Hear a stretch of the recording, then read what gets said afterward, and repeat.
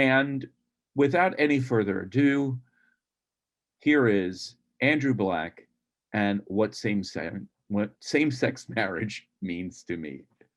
On Monday, June the 15th, 2020, the Supreme Court of the United States ruled that federal law prohibits employers from firing workers for being lesbian, gay, bisexual, or transgender.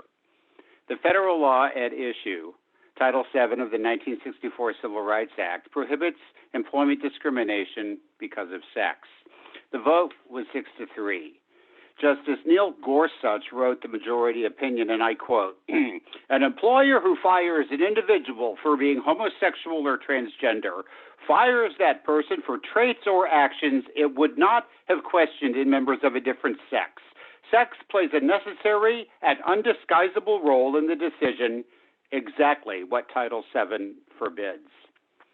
Justice Brett Kavanaugh dissented from the majority. But even in his dissenting opinion, he acknowledged the significance of the victory. It is appropriate to acknowledge the important victory achieved today by gay and lesbian Americans. Millions of gay and lesbian Americans have worked hard for many decades to achieve equal treatment in fact and in law. They have exhibited extraordinary vision, tenacity, and grit, battling often steep odds in the legislative and judicial arenas, not to mention in their daily lives. They have advanced powerful policy arguments and can take pride in today's result. And I actually consider myself one of those gay Americans who, in my lifetime, have demonstrated vision, tenacity, and grit, battling steep odds in various arenas, not to mention my daily life. Though, I must say, I frequently had absolutely no idea what I was doing. The New York Times called the court's decision momentous. So, a significant milestone for gay, lesbian, bisexual, and transgender Americans was achieved last summer, and we can take a moment to acknowledge that milestone. And what's significant for the purposes of this conversation is that when I, Andrew Black, a gay male American, went to bed on Sunday night, June the 14th, I had absolutely no idea that the Supreme Court was about to hand down a ruling which a Supreme Court justice I do not even like would call an important victory for me and mine.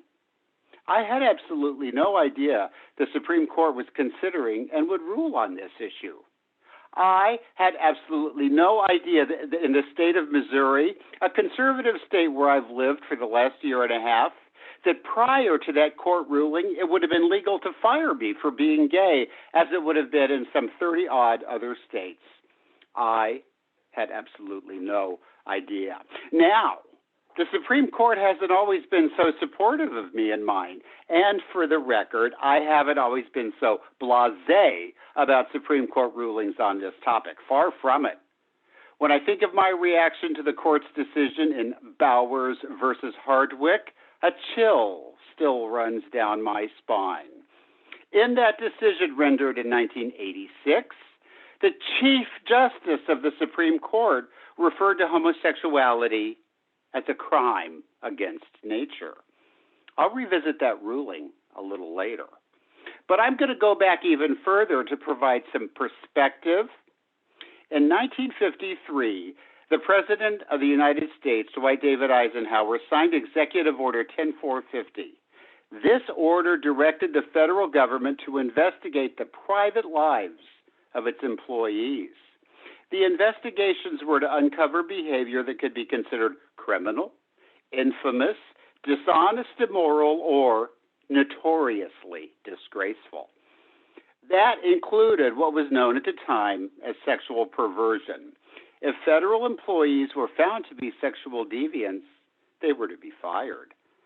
So in 1953, President Eisenhower signed that executive order, and something else important happened in 1953.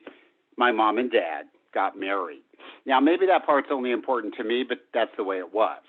I was born 3 years later in 1956.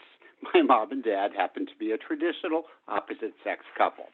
Now, I was born in the United States during a time where aspects of my character that I consider to be fundamental to my identity, defining characteristics, you could say, were considered immoral or notoriously disgraceful. So I'm going to tell you a story about America and a story about me, Andy Black. And I'm going to frame this as a Cinderella story. Now, in case you didn't know, the story of Cinderella actually has a really long and interesting history.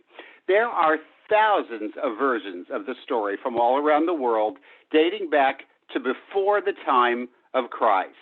I joke that not only is Cinderella older than Jesus Christ, she's probably more popular. The protagonist of the Cinderella tale is usually a young woman living in forsaken circumstances. She advances to some remarkable fortune, often ascending to the throne through marriage. Now, in some of the stories, of course, she marries a handsome prince. Now, the major thematic question of a Cinderella story is usually, will the protagonist be able to express her personal brilliance given the forsaken circumstances in which she finds herself?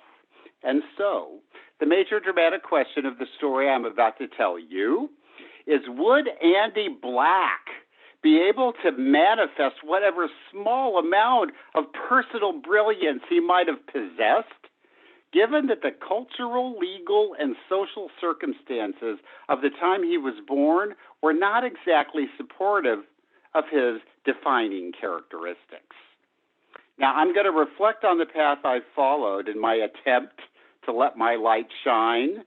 That journey has crisscrossed legal, cultural, and social highways and byways.